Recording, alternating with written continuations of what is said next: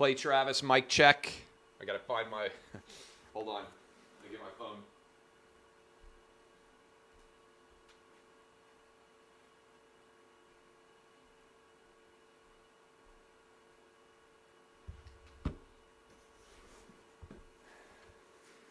Are we live? Text me if we're live. I had to go grab my phone. I'm ready to roll if we're live.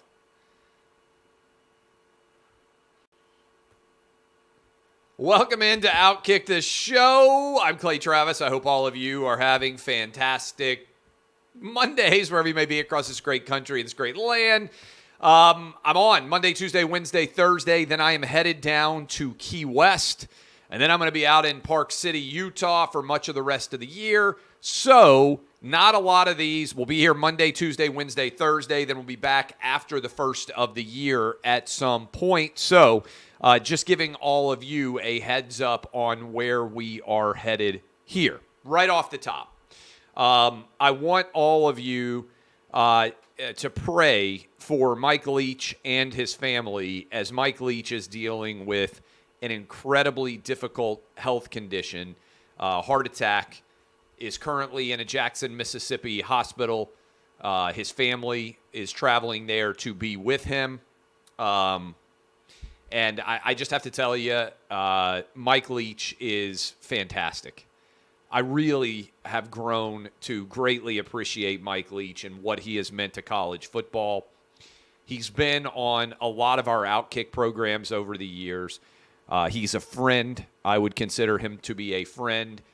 He's been unfailingly interesting, fantastic in all respects in my experience in dealing with him.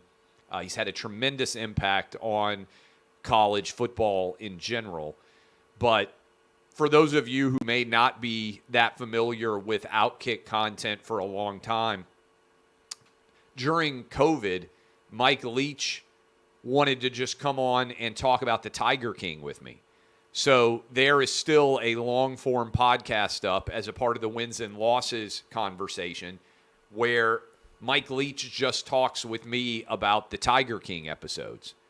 I believe we have a long-form discussion with Mike Leach that I think you guys will love, all about how his career developed. He ended up doing what he does. He's just fantastic. And last year, I went to Key West for the first time. And I asked Mike Leach, I said, hey, I know he loved Key West. He had a place there. And he spent a great deal of time in Key West. And I said, hey, Coach, I'm going to be down. My wife and I are going to Key West for a while. What recommendations do you have for me? He sent me, I'm not kidding, like 2 pages worth of restaurant suggestions, worth of telling me places I had to go, if I was going to go out fishing, the fishing boat captain that I had to get in touch with. And he followed up to make sure that I was having a good time. And I was just texting with him right after the Egg Bowl. Told him congrats, told him that I was going to be down in Key West again, and that I was hopeful that he would be able to spend a few days down there. He was waiting to see what bowl assignment Mississippi State was going to get. That was the last time that I had texted with him. And I just have to tell you, I mean, I had him on back in 3HL days. We had him on the show. I've been fortunate enough to go out and spend time with him over the years. And he's been a big OutKick fan for a long time. He's a fantastic guy, and he's a friend. And so this is devastating news. He's 61 years old, not that old in the grand scheme of things. He had been unhealthy during the course of this college football season. And, for all of you out there who are dealing with loved ones, lost loved ones around the holiday season, this can be among the most difficult of times because you have those nostalgic memories of so many people that you've loved that are no longer with you and your family. And I would just ask you to hold Mike Leach and his family in your hearts and pray for them to the best of your ability as they are going through a very difficult time. And all I can tell you is Mike Leach was a friend, is phenomenal. person and always been super interesting, and one of the reasons why so many of us love college football as much as we do. And I've kind of talked about this some before, but you guys know, I mean, I grew up a huge University of Tennessee fan, but what I do means that I get to meet a lot. I'm very fortunate. I get to meet a lot of coaches and a lot of players, both past and present, who have represented so many different teams and so many different eras. And what you end up, in at least my experience, finding is, man, there are so many great people that have been involved in the world of college football. And that's why we love the sport, those of us who do love the sport. And I certainly love college football more than any other sport in America. Those of us who truly love the sport of college football, Mike Leach and people like Mike Leach are the reason that we love college football. And so I know there's a lot of people with relationships with Mike Leach all over college football. He's just a genuinely good dude, fantastic person who has been instrumental in bringing an exciting era of college football to so many different programs, whether it's Lincoln Riley, whether it's Cliff Kingsbury, whether they're just Dana Holgerson. There are so many people that you could run through and say, this guy, Josh Heupel, this guy has had an influence on the way that the sport evolves in an offensive fashion in a way that very few have, whether it's at Texas Tech, whether it's at Washington State, also in his time so far at Mississippi State. And I would just say the question, and I've talked about this with Mike Leach. I remember he had a great line. He said, you know, some schools you recruit and some schools you invite. And one of the things Mike Leach said was, I've always wanted to be a head coach at a school where you can invite people. He never did so far.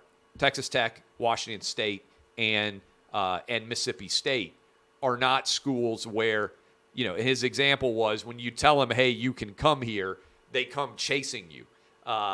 You have to recruit at all those places. And he had a great deal of success at Washington State, at Texas Tech, and at Mississippi State, most recently in the Egg Bowl, getting the win over Lane Kiffin and Ole Miss. And again, I would just say beyond a shadow of a doubt that my prayers are with the Leach family, that Mike Leach, a fantastic individual who has been instrumental in why so many of us love college football, and I'm wishing him and his loved ones the absolute best. And I wanted to make sure that I started off the show telling you how much Mike Leach has meant to me personally, to our OutKick family, and also to the larger college football community as a whole. He's a gem, and I wish the best to he and his family.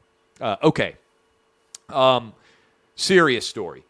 As in the last hour or so, there has been a fifth revelation of the Twitter files, as they are being called, inside of Twitter, involving Elon Musk and his team. Bari Weiss is the latest person to be revealing these details, and today's revelations have to do with Donald Trump's suspension from Twitter. And in particular, there are several things that are very interesting about today's revelation. First of all, based on the sharing of all these internal communications, you see what many of us have argued for a long time was true, which is Donald Trump did not violate Twitter's terms of service, and there was no actual justification to ban him from Twitter. That is number one. That is what all of these documents that they are sharing show, that Twitter recognized essentially that there was no justification to ban Donald Trump.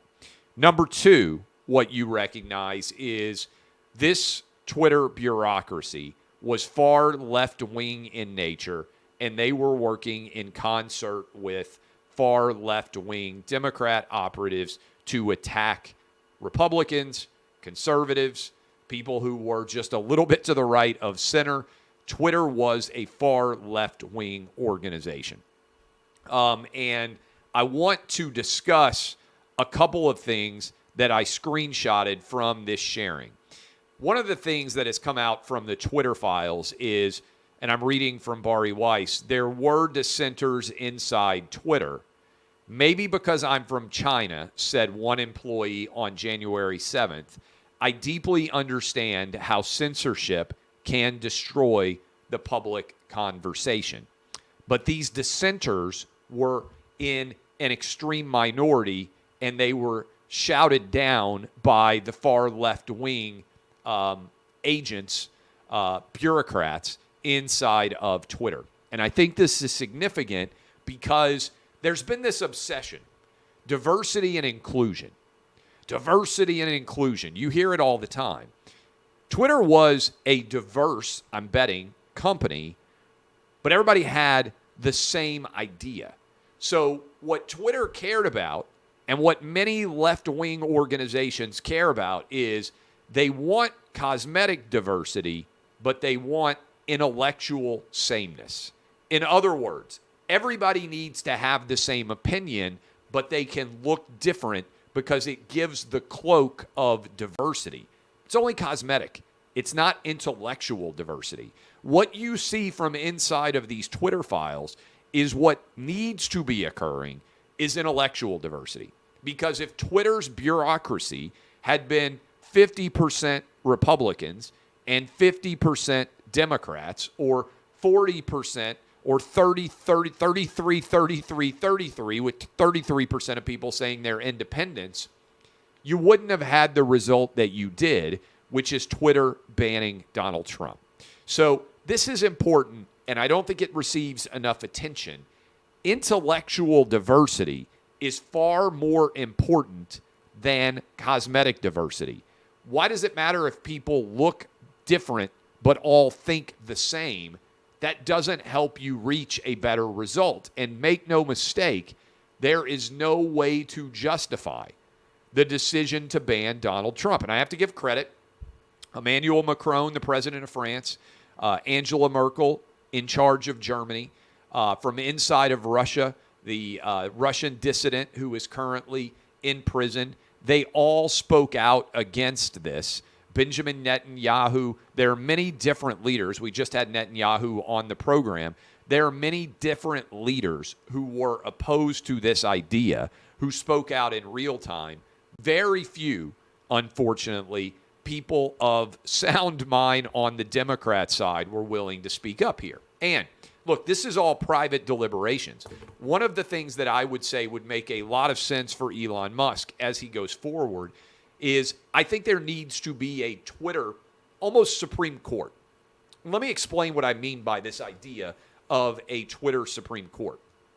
You could have, again, 33% Democrats, 33% Republicans, 33% independents, however you want to classify it. But what you need is someone who will stand on principle and precedent. And what Bari Weiss does a really good job of laying out here, I believe, is the fact that there was no consistency of principle applied. The Ayatollah of Iran could come out and say, hey, we've got to crush the Jews and the Israel state. Nothing happens to him. There were actual calls for violence, explicit calls for violence. The Taliban, for heaven's sakes, has a Twitter account. None of them got banned. But Donald Trump did. If there were going to be a banning process, and I'm not in favor of it, because I think if you're an elected official, we should want more of your speech. Because, again, I'm not sure that Trump benefits at all from having a Twitter account. But if we believe in democracy, we should want our elected leaders to speak as frequently as possible so we can judge them on all of their opinions. But what I would suggest is that Twitter, under Elon Musk, put in place a Supreme Court of Twitter to review the decision-making that is going on inside of Twitter and make it, maybe you have to have a unanimous decision in order for someone to be banned so Democrats, Republicans, and independents can all agree on what the precedents that are being set are, and those debates should occur in the light of day, almost like Supreme Court cases. You have these people who are in charge of making decisions on Twitter, have a public trial, have a real discussion about the choices that are being made there, in the light of day so that those arguments and those precedents can be applied more freely and more consistently in the future. Okay, that's important. The other thing I would say here is talking about intellectual diversity of thought and opinion. Another thing that I pulled out of the mix here and shared on my Twitter account was the degree to which Twitter had decided that that Donald Trump was Hitler. When they finally made the decision to ban him, and this is significant, I want you to read. This is number 28 in today's Twitter revelation.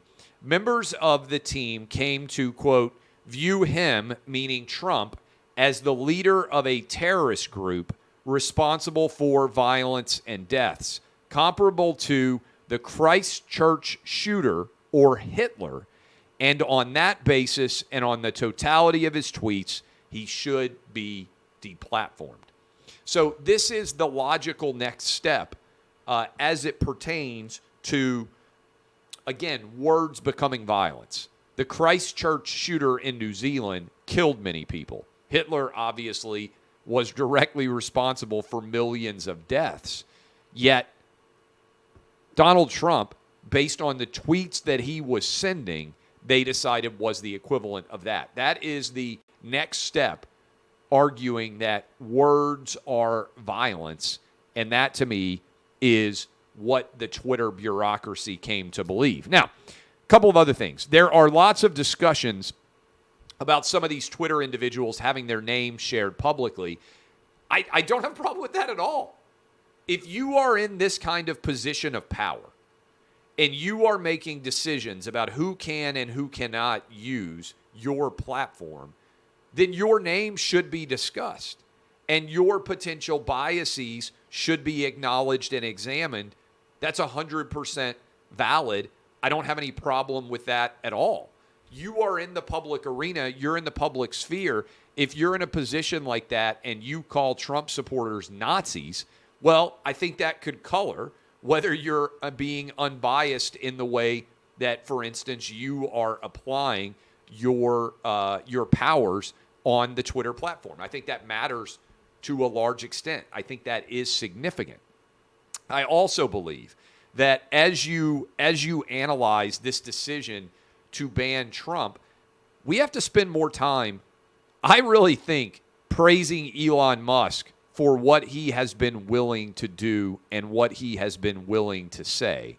And I think this is really important because Elon Musk tweeted the other day, and I think I grabbed this, and I want you to see it. He said his pronouns are fire Fauci.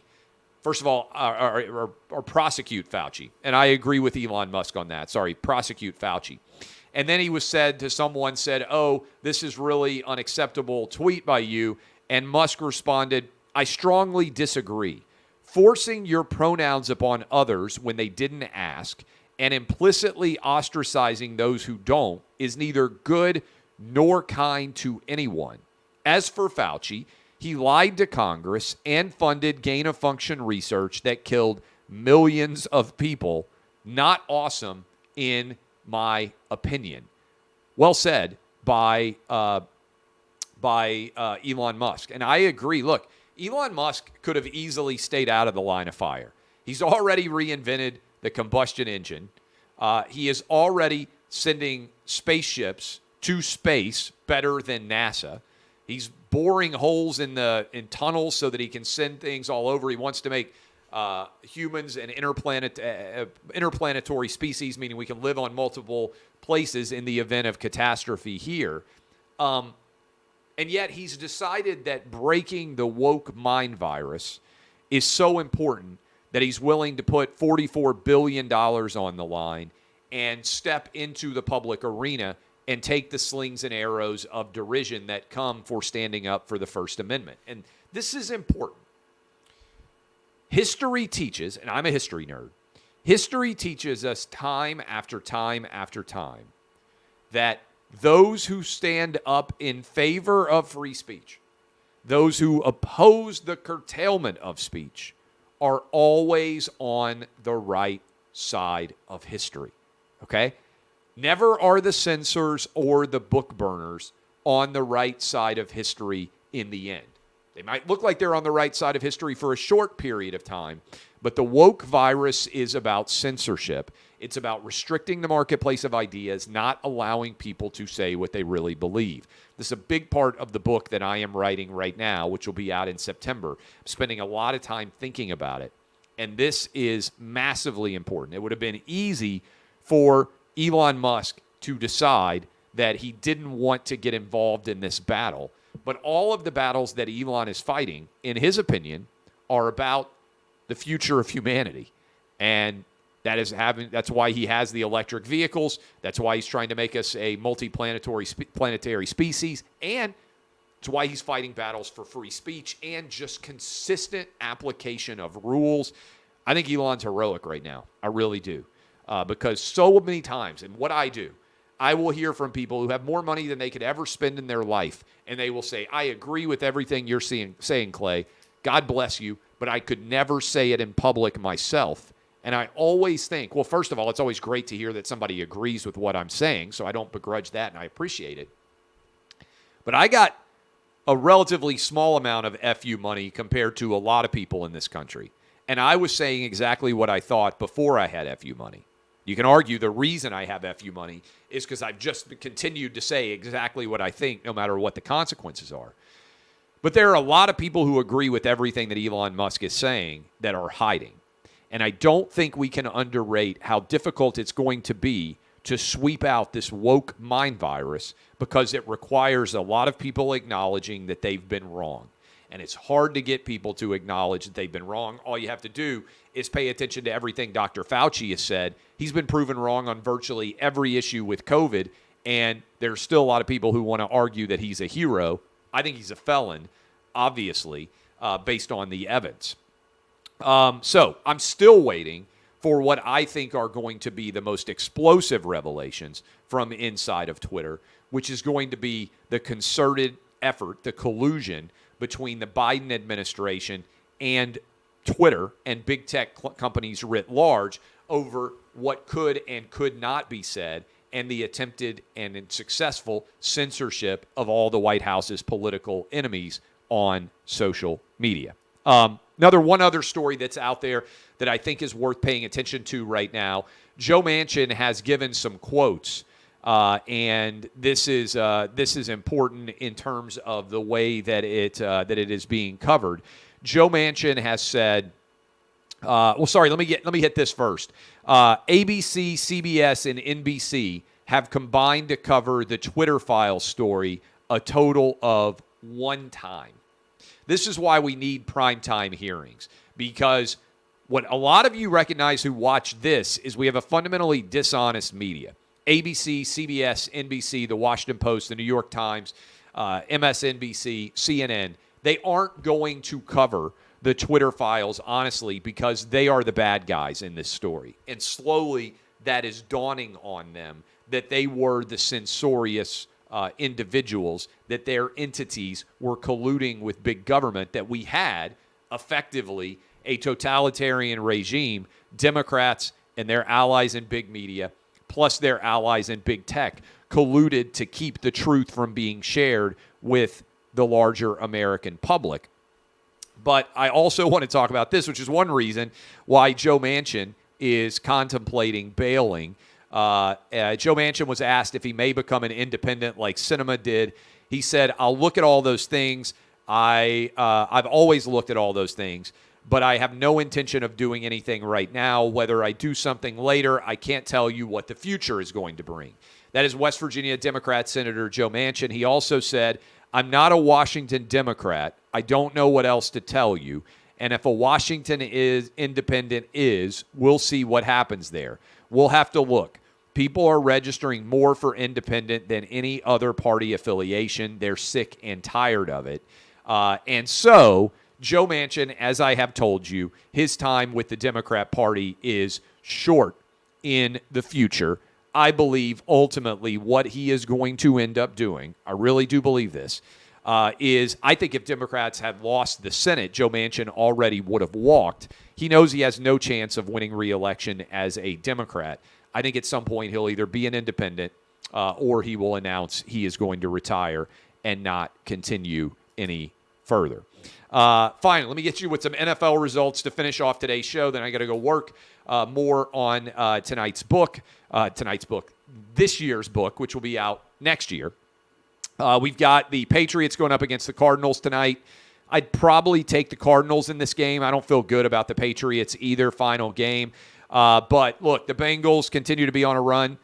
They took down the Jets. We've got the Cowboys coming back. Sorry, Texans fans, beating them down. Going to give you a sentence basically on each result.